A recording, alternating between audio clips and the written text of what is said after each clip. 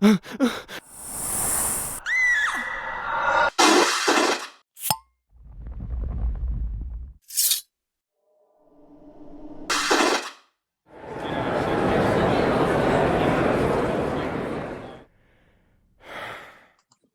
and welcome to the Supernatural Fandom Track here at Continual. I'm your host, Gail Z. Martin, and tonight we are talking about diners, demons, and dives. All those wonderful sets that made Supernatural come to life over 15 years. But before we dive into that, let's let our wonderful panelists introduce themselves, starting with Kristin. Hi, my name is Kristin Jackson. I'm a graphic designer and visual communication specialist. Right now I'm working with some filmmakers and doing various projects for them. And I have loved Supernatural from the very beginning. And in fact, it was Supernatural that kind of connected me into the world of the film industry. So I'm really excited to talk tonight about the various sets because they're just endlessly creative. Lots of fun.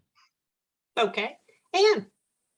Hi, I'm Ann Wicker, and I'm a former newspaper person and journalist, and now I edit books and write myself. And I came late to the Supernatural fandom, but went completely down that rabbit hole, and went to my first convention last year, and so I'm an unabashed Dean girl.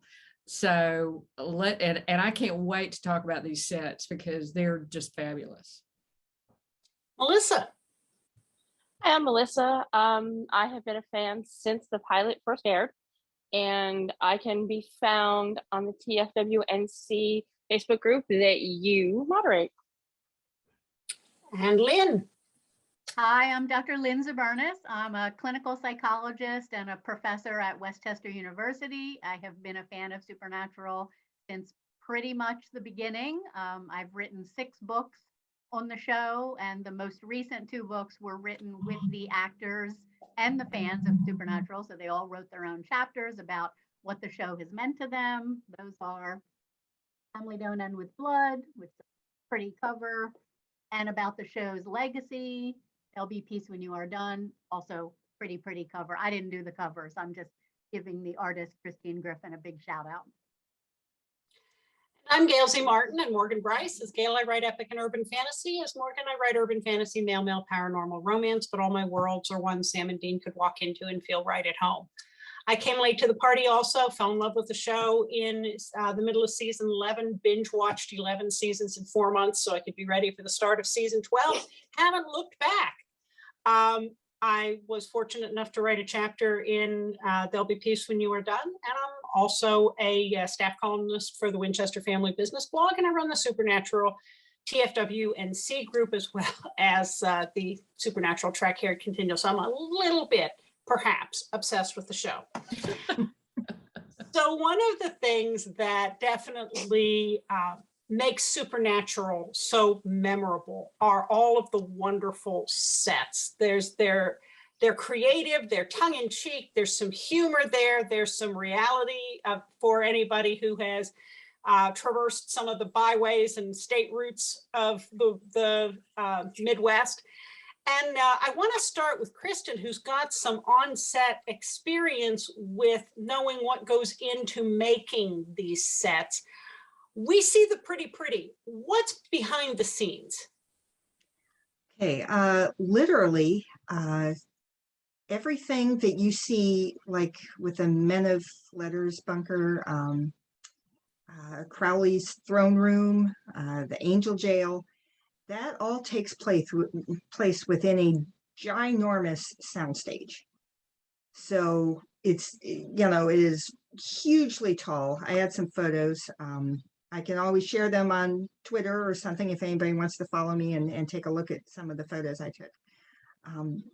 But outside, you're standing outside the set. It's just like walls in the middle of this giant concrete cement floor soundstage. But then inside, it's a whole nother world. They have done such a great job of creating these spaces that you really feel like you are in that space. If the only thing is if you look straight up, it's usually no roof overhead. They have cameras and catwalks and whatever for the lighting.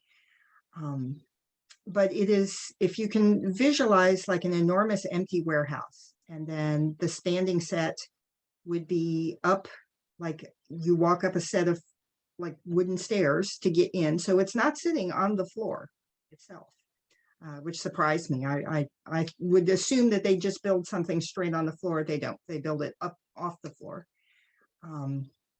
And then from there, you can walk out of one, you go down the steps, then you go up the steps, and there's another one that they're working on right behind it. And they always kept like, filming a week in advance. So the construction guys would have their marching orders, and they'd be busy sawing and hammering and working away on the weekends when the rest of the staff and the cast and the crew are gone. And they're busy working on whatever the next need is. So whether it's a motel room or if it's, one of the larger, more elaborate sets, it's like constantly going. So the guys are there on the weekends, they're there after hours, and they're just throwing these things up, and it's just amazing. The painting, the little details and everything. And then there's like a whole nother warehouse that's all the storage for the crap that goes into these, whether it's an old-fashioned telephone from the 70s or the 40s, and dead bodies and babies and blood, and they have it all in these neat little bins. Everything was labeled, just floor to ceiling, same sort of soundstage in size, but it was floor to ceiling with all the things that go into these sets. And they were very elaborately cataloged. So the people could just dial it up on the computer and they could find instantly where a thing is. They were that organized. So along with the racks of the costumes and the various things that are needed to dress a set, it was just like massive warehouses full. And over 15 years, they accumulated an awful lot of stuff. But just from my perspective of walking inside, the detail that went into it, like the Angel Jail, that you walked in and it looked like rock, and it like detailed, physically rock-looking rock, and it wasn't. It was just painted plaster, and the only difference that you could really tell between something not being rock and the real thing was that it just didn't smell right. It didn't have a rock smell. It smelled more like, paint and plaster and whatnot. But, just to touch it though, if it was cold, it would have felt like rock. It was very elaborate what these guys did. They were masters of creating beautiful sets, and on such a tight turnaround. It just baffles me how they were able to cram all of that into and to do it and tear it down, and then they're building the next one every single time. It was crazy. These guys are pros, like beyond belief. Wow. Lynn, you were on set too. What stuck out to you? I think the first time I was there, they were, it was for sex and violence was the first time that I was there. So that was the motel room that they were putting together, like Kristin said, for the next episode. So I remember like walking into it and like touching the wallpaper, and they had this like red flock wallpaper, and it was red, like velvety flocked wallpaper. Everything in the room looked very real unless you looked up, but it was not a permanent set. So it was interesting to see the detail that went into even a set that was only going to be up for maybe, a day or two, and then they were going to take it down. The Men of Letters bunker was just a whole other level because that was a standing set that they used for so long. So I think what struck me about that was that, as Kristin said, unless you looked up, when you were standing in the Men of Letters bunker, it was large. There were hallways and rooms off hallways and multiple levels. Unless you looked up and saw that open ceiling, you really did feel like you were in an actual place. I mean, I remember just walking through it and being like, oh my God, like this is real. This is like a real place They're that good at it. I even got lost once trying to go find craft services, and I went down a hallway and it was the wrong hallway. And then I was like, oh, I'm sorry. I had to go back the other way and find my way out. I don't have a good sense of direction. And I guess the other one that stood out to me when I was there, it was the episode, I can never remember the name of it, where Sam gets killed in those tunnels by the vampires and Dean has to leave him behind. I can't remember what it's called. But that was in a different warehouse. So it wasn't in one of their sound stages. They rented a warehouse in a different part of Vancouver and constructed, again, these gigantic tunnels. Like you could actually walk through these tunnels, and they were long enough to actually go in a couple of different directions. And Kristin just mentioned the rocks. Well, I remember when Jared was like, oh, come on, I'll give you a tour. And we just stepped into it. So I wasn't really thinking about what it was constructed out of. And Jared walked over to the side and took this huge boulder and just lifted it up like it was nothing. And I didn't realize at first that it wasn't a real boulder. I was like, oh my God. And then he was like, here. And it was, some styrofoam thing or something. But yeah, I mean, to someone who is not an artist at all, I'm a writer, not an artist, like the artistic skill of these people to make everything look so real is just, I'll never get over it. I had never seen anything like it. It's amazing.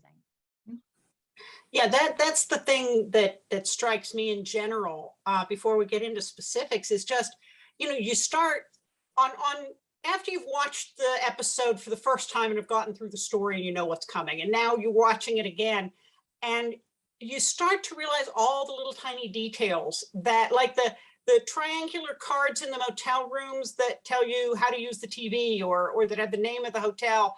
And if you've ever stayed in some of those little, Route 66 kind of motels, you're looking at these going, okay, somebody knows what these look like because they've nailed it. And that level of detail in physical objects blows my mind. When you write, you can put that detail in because it doesn't cost you anything. They're just words. But when somebody has to construct all of those little things, and like you said, it's only going to last a day or two. It just blows my mind. Like the men of letters. Well, like the men of letters, to illustrate what you're saying about detail, the men of letters bunker had these polished wood floors, and they had inset into the floor these symbols, like in metal. So, I mean, the amount of time that we'd have to go and do inlay in wooden floors is just, and you never really see it when the camera's panning, because it's always on the boys or, at eye level. So it's a detail that probably never even really got seen at any point during the filming, but it was there. And it was just one of those cool things where they were so wanting to create this very real space to play in that they put everything in there, every detail. I love it. Anna and Melissa, any general thoughts before we dive deep?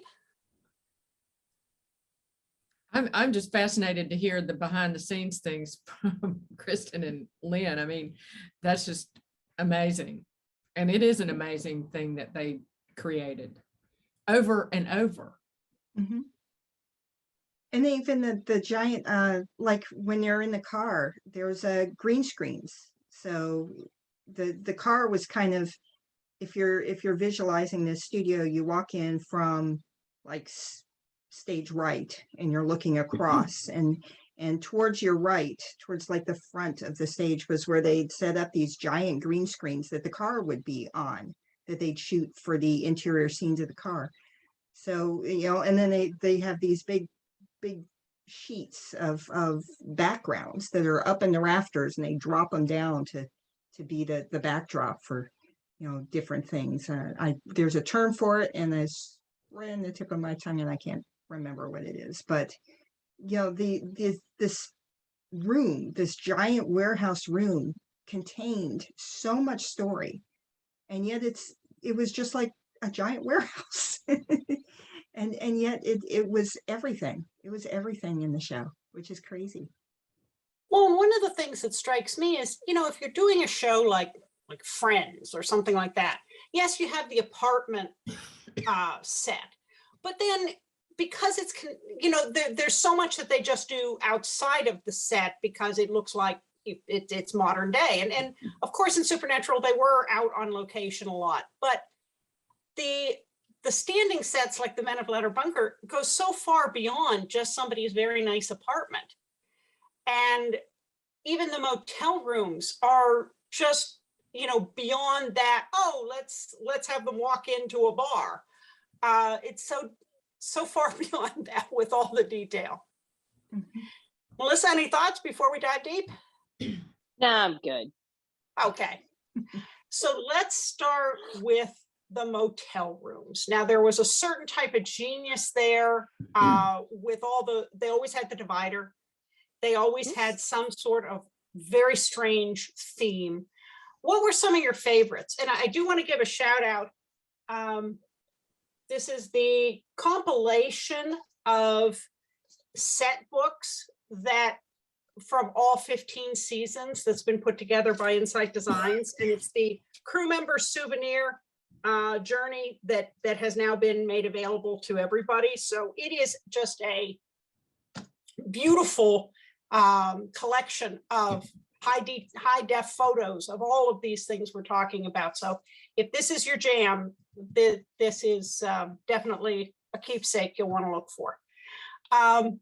What are some of your favorite memories of the motel rooms? I'll I mean, start. there's One. Go What? ahead. Go ahead. No, go ahead, Melissa. There was one, and I don't even know what episode it is. I don't remember which hotel it was, where the dividers were bowling pins. And I'm like, what? But and when I started watching the show and I realized, oh, they're doing something with these dividers, it became like an Easter egg hunt of what weird thing is going to be in the dividers this week. And sometimes it was just very 70s, wow, this is an acid trip. But the bowling pins, beyond anything for me. It was episode 18 in the first season called Something Wicked. I looked it up today, and it was the bowling pin divider, and the name of the hotel or the motel was the Kingpin. Mhm. Thank you. So that was one that I wrote down as well, Melissa. And then the disco theme was the Bogle Inn, and it was the very next episode, 19 of Provenance. What I loved also is, there are people who go out and get the stuff for the props, must have had a field day at estate sales and garage sales and antique shops. And once in a while, I'd actually recognize something that I'd had or I knew somebody who had in, it's not a motel room, but it was the, I guess, apartment where they were squatting in Bad Day at Black Rock. The two bad guys in that apartment. When one of them gets thrown across the room, this very kitschy painting of a beaded 70s cat falls down right next to him. I have one of those in my closet. It was my grandmother's. I'm going, no way. So every now and then you spot something like some of those 60s radius clocks that kind of look like a sun. And you're going, I was in my aunt's house. I have seen these before. And those are still really popular. Well, now they're vintage, kind of retro. Yeah. Back then they were just old. I think one of the we were just talking about this. One of the most iconic ones was this is kind of the mud flap one, right? Yeah. Yes. Yeah. That I think that is one of the most iconic ones. Also, I wanted to say like some background on the Jerry Wanick book that is the 15 seasons one. It's a tradition that started in the very beginning. I have the ones that Jerry put together for just the cast and the crew for, like, this is the one for season 3. Oh, nice. They're much Wow. That's cool. smaller, but they're the same thing. He did them for every season.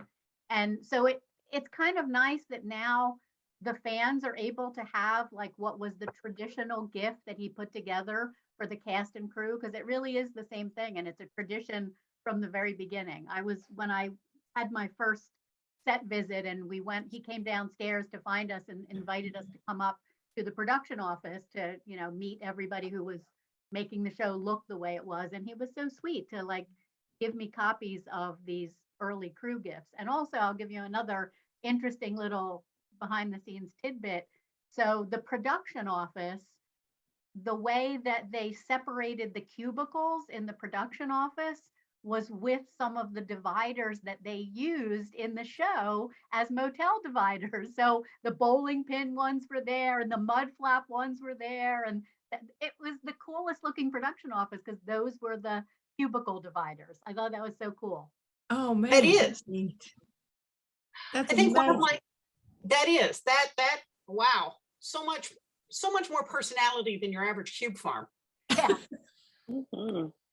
One of my other favorite hotels was the Elysian Fields, where Gabriel had his showdown with Lucifer. It was so retro 60s cool, with the white background behind the bar and the lights and everything. Just I loved that one. That one was really, really cool.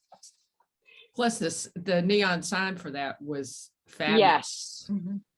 Absolutely fabulous. Well, and then who could forget the one in Frontierland with all of the cowboy pictures and longhorns and Dean geeking out over all of the cowboys, Yeah. Yeah, there's a place called Acme. I mean, literally an Acme warehouse where you can the film production people rent or buy, I guess, various kitschy stuff. It's off a boundary. It's between one of the Supernatural and then another studio called Bridge. And we rented some stuff there for one of the things that we shot. So I can imagine that Acme was probably a go-to place for a lot of this retro stuff, because when you walk in there, it's like if you've ever been in a junk shop, like a real proper one that somebody has put together just out of their own, collecting, and it's floor to ceiling, and then on the floor, it's stacks on the floor and it has stuff hanging off of the walls. A lot of that stuff that we saw on Supernatural probably came from people going there. And then there's some other things like there's some like Goodwill type places that Supernatural probably drew from that had a lot of the clothing. Because I know a lot of the costume people would go there to pick up stuff. So a lot of the stuff was probably just acquired just in the general Vancouver area. They probably wouldn't have had to shop very far, because there's some great outlets. That was one reason why they were never really able to replace Dean's leather jacket, isn't it? That it was a one of a kind that was not made for the show. They probably picked it up at a Goodwill or something, and it wasn't manufactured for the show. Yeah. Now, one of the ones I'm looking at right here is it is so Pacific Northwest with the Hudson Bay blankets. It's the dividers are boat paddles and the red and white floaters. Oh, And yeah. there's a whole wall-size mural of the great outdoors on one wall. But looking at it, it's not just the divider, it's not just the mural, it's not just the running motif around the ceiling of birds in flight, but it's the age of the furnishings and the look of the furnishings to have that kind of cabin look, and the Hudson Bay blankets. It's just so much meticulous attention to detail that makes you forget you're watching something that isn't real. Yeah. Yeah. And I think in some ways it, that attention to detail and the fact that even though it takes place in the present, there's a quality to Supernatural that is sort of timeless because it took place in the present and yet it really evoked the past in a lot of ways. So it becomes difficult to really have a grasp of when are we seeing Sam and Dean? When did this really happen? And I think that has stood the show in good stead that even people who go back and start watching it now in 2022, the episodes that were shot in 2005, 6, 7, they don't look as dated as they might because the show just has this distinctive sort of retro kind of timeless look. So I don't think they did that on purpose, thinking, oh, we'll be in syndication forever if we do this. But I think it actually has helped the show stay very fresh and not dated, even though it's now, 17 years old. Well, Sure, and it was Kripke's nefarious plan for this to run 15 seasons from the get-go. And what were you going to say? Well, I was just going to say that's totally on point, Lynn, because the bunker too reflects that. Yeah. In that it's that Art Deco-ish style with just timeless use of wall sconces and bookcases and library tables and our favorite lamps and those sorts of things. And of course, my favorite is the bunker kitchen. I just love that kitchen. And as some of you know, I love those dishes with the red around them. I've done extensive research on those dishes. And they are period as well, as near as I can figure out. And there are two different designs that they used, but they both were red. They were slightly different designs. And I screamed that in that episode where Sam broke the whole big stack of them. You're like, no, those are irreplaceable. Stop it. Sacrificing for your art. Yes. But that I think I am just so I love the point you made, Lynn, about how it makes the show something that people could step into today and they don't get that feeling that this show has been going on as long as it was. Because looking at some of the shows, like, just going back to some popular ones I liked as a kid, MacGyver or Airwolf or whatever, 18, you look at those shows now and you're like, oh my God, how did I watch that thing? That's terrible. It is so definitely immersed in 80s that you can't separate yourself from the environment that these characters are in. Whereas Supernatural is just so retro to start with that it doesn't you could watch it today and it's still the same show you remember from 10 years ago. Except for the cell phones. Well, Yeah. yeah, the cell phone, the tech changed. But the car didn't, because the car was already Yeah. old. Yep. Yes. And I think it's also very true to the setting in the general nebulous Midwest that looks a lot like Canada. But I'm always taken when you see how much the people behind Supernatural really did their homework. But once you're out of some of the bigger, newer cities, everything is old.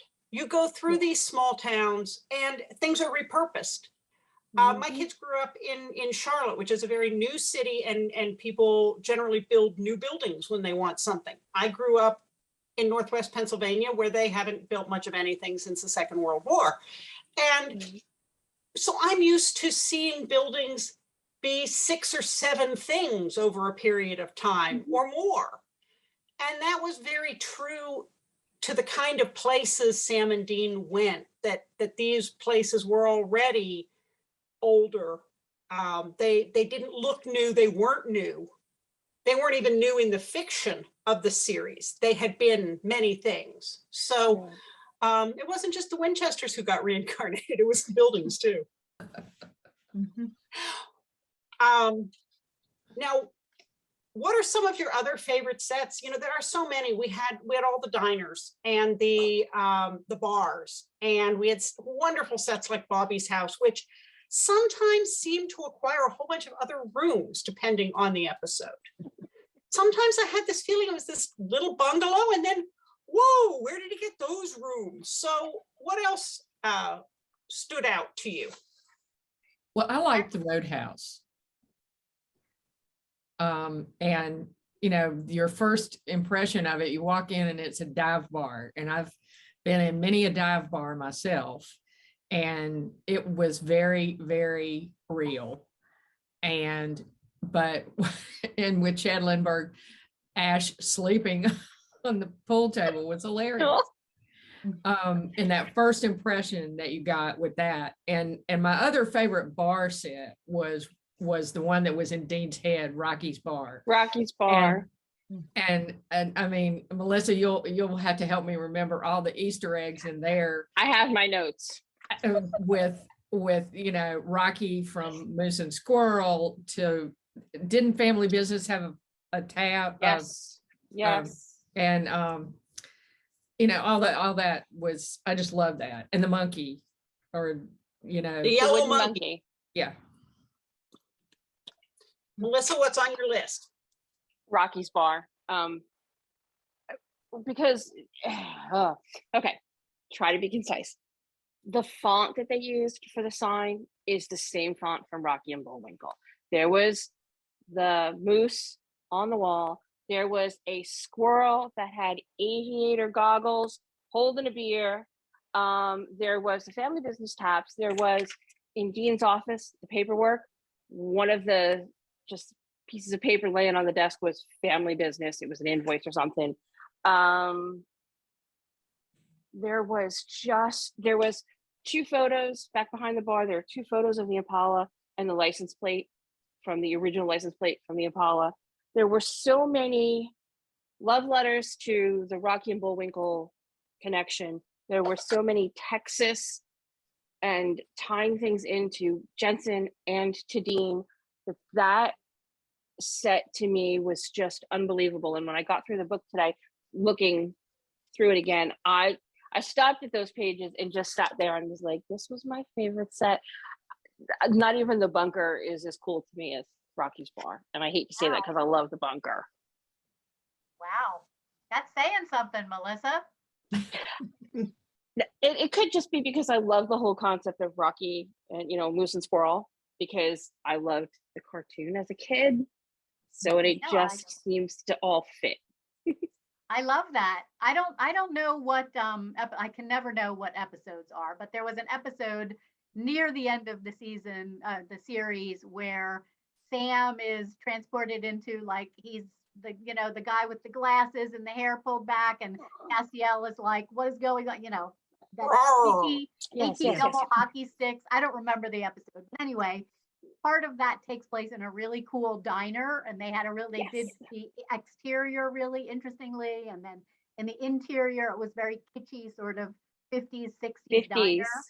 So when they had the set sale and they sold, you know, some of the things from the show, most of them I couldn't afford, but one of the things that I really wanted was some of that kitschy, like, diner stuff. So what is on our dining room table now came from that episode. Here's the sugar shaker. By the way, it was delivered to me with sugar still in it from the set for some unknown reason.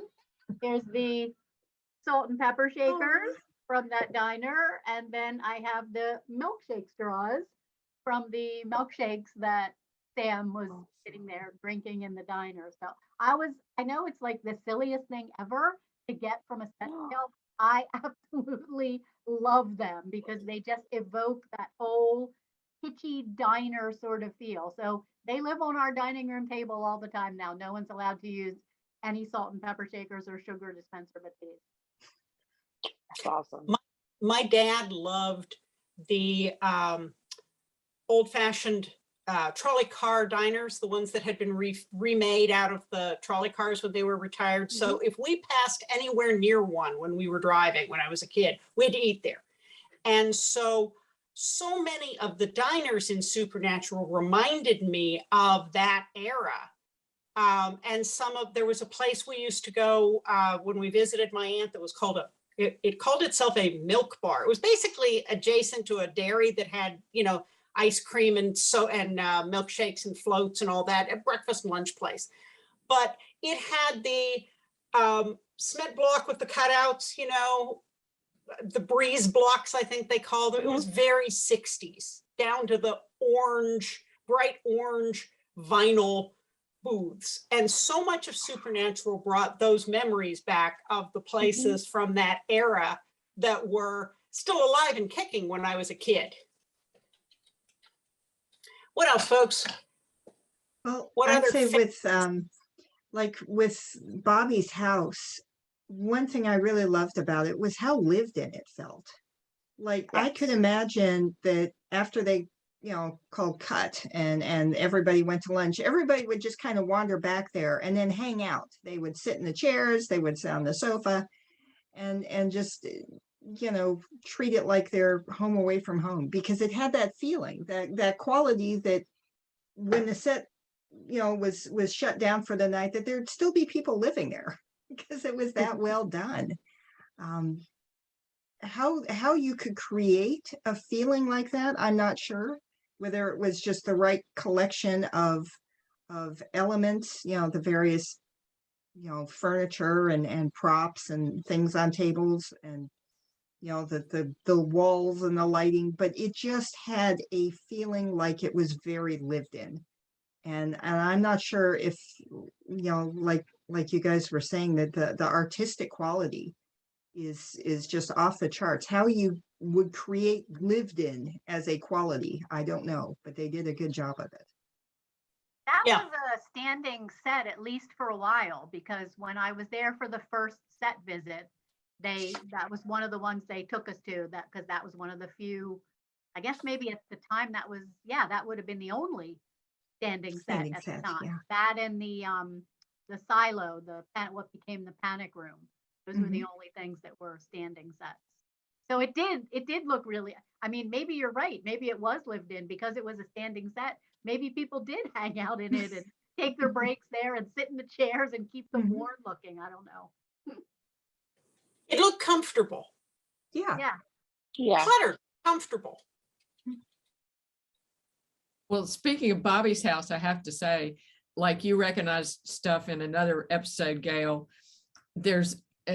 I think when Dean comes back, Lazarus, when he had been dead and he came back and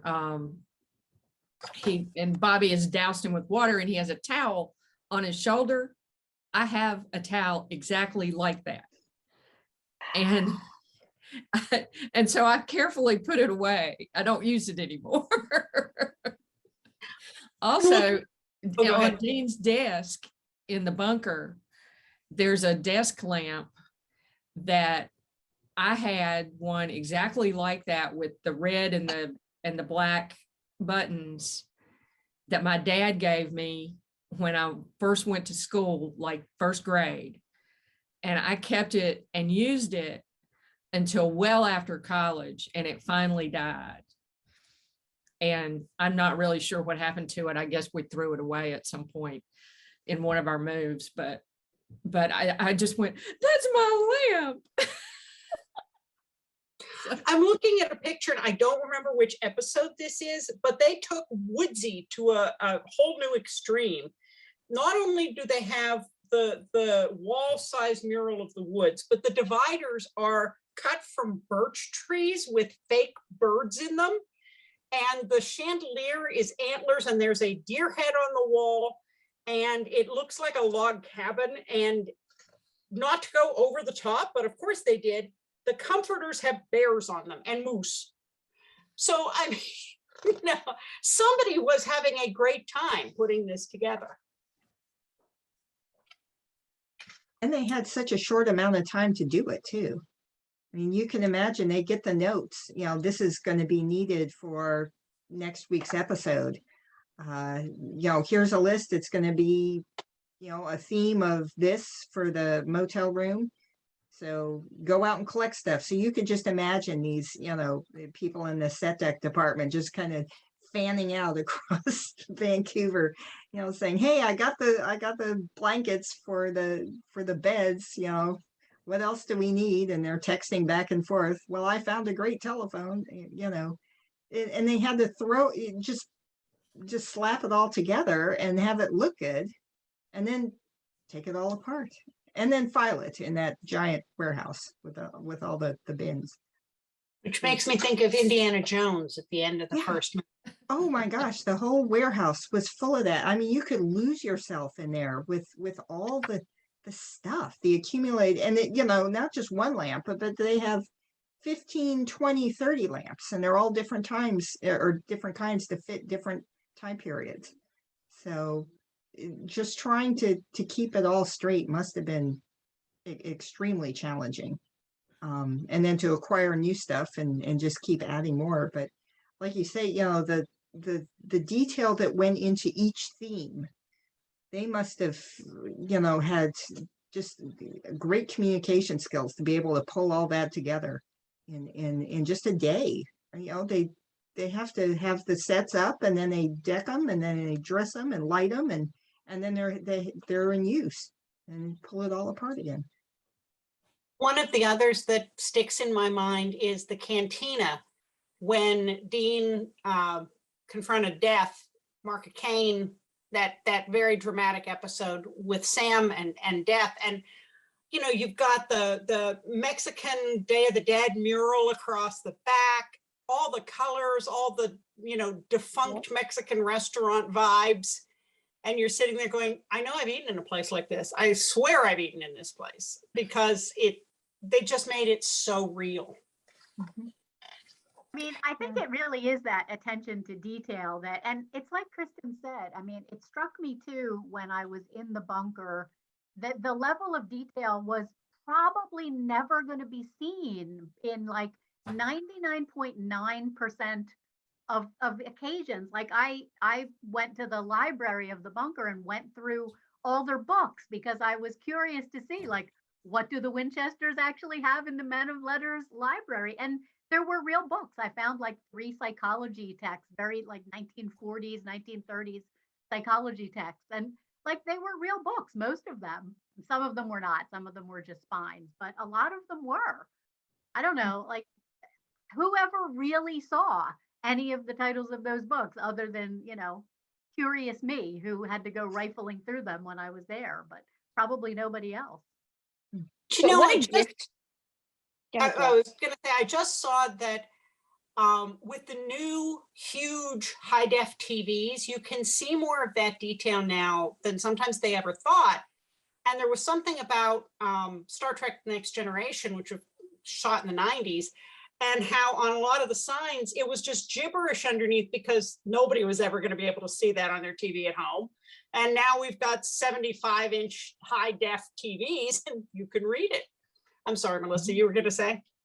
I was going to say all that detail, especially in the bunker, what a gift to give the actors, because no, it might never appear on screen, but they're in there.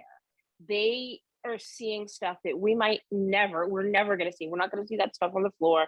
We're not going to necessarily notice the titles of the books, but by having that so fully fleshed, that's a really great gift to give your performers, that it looks as real as it does. I think it's got to make their job easier. Yeah. Absolutely. Also, why didn't they keep that set and rent it, do tours? How much money could they have made? I was so I told Jason, I was like, listen, you guys, you can auction off all the stuff, sell the clothes, but keep that one set and rent it out, or, for parties, have it like a museum that supernatural fans can take tours through. You will make so much money that, and he was like, yeah, but we don't own the studio. They could have moved it. If they could, because they have those big bay doors in the back, they could have just taken it apart, hauled it off somewhere. And I am sure that there would have been people who would have sponsored the money to have a a warehouse to put it all back together, and They could have done a Yours. GoFundMe. Fandom my would have gosh. funded that whole millions. thing. They would have had millions Yes. of dollars. And set it in Lawrence, Kansas. If you build it, they will come. Yes. Exactly. Yeah. And honestly, Warner Brothers isn't this isn't a new concept for them, because I've been to the Harry Potter experience in London, and I've been to what was the Doctor Who experience in Cardiff, and they were very much that. You walked into that big dining hall from Hogwarts, and it was, part of the set. And I'm watching adults of all ages, not just the kids. The adults are just walking around with their mouths hanging open, going, "Wow, I'm at Hogwarts. I'm really here. I'm at Hogwarts." And with the Star Wars, you can now be a part of that Star Wars experience for $5,000 a head. Yeah. And I hear it's not that great, $5,000. Yeah. They could have had people booking tours onto that Men of Letters bunker set from here until 30 years from now. Totally. Sleep in the bunker for $5,000. We could have raised enough money to cure cancer and solve the world's ills. Yep. Oh, We're yeah. all in. Sign us up. That's right. The supernatural theme park. And even if People would do it. they would, and Seriously. and how long would it last? Maybe 10 years, maybe another 15 years, but it could really, maybe forever. That would have been wonderful. Well, who knows? Maybe someday they'll get with the program and recreate it, but it would have been great to have the originals. But I think I've heard that a couple of the main actors may have large storage buildings in Vancouver that they've tucked some of this stuff away. Mhm. So who knows? We might get to see some of it again. And in Wonder who that Austin would be. too. And in Austin, there's stuff happening there, so they could just very well build a warehouse space that could house a future walkthrough set, recreated. Create the supernatural experience that comes out in the family business brewing. Just like, if you go to Hershey, Pennsylvania, you go through the tour and you come out in the candy store. Anheuser-Busch does the same thing. I mean, there's a model here, guys. Get with the program. Yeah. Rocky's Bar empties into the Family Business Brewing The Company. family business. There you go. We have this figured out. Perfect. Jensen, Barrett, are you listening? Really. Well, folks, we have, as usual, blown through our time. Wow. There's so many more sets, so many more years.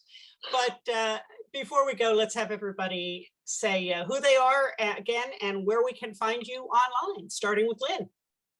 I'm Lynn Zubernis. You can find me on all social media at FangasmSPN. Melissa?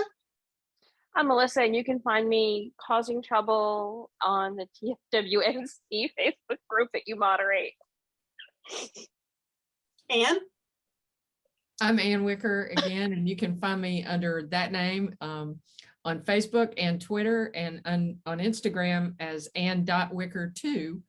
And of course, anytime in the Team Free Will NC Facebook group and on Continual. That's right. Kristin? You can find me on Twitter mostly. So it'd be Anicat, ANICAT. And if anyone does want to see some of the photos I took of those endless bins or the wall of plaid and so on, I'd be happy to share them. Awesome. I'm pretty easy to find at gailzmartin.com, morganbryce.com. I run the Supernatural TFWNC group here on Facebook, and my YouTube has all of these supernatural panels for Continual, and my TikTok has, at least for now, a daily news supernatural music video. So plenty of stuff to find there. I also retweet those, but mostly you can find me here on Continual. So thank you to our wonderful, wonderful panelists, and thanks to all of you for watching and listening. There'll be more supernatural coming up soon on Continual, so we'll see you online.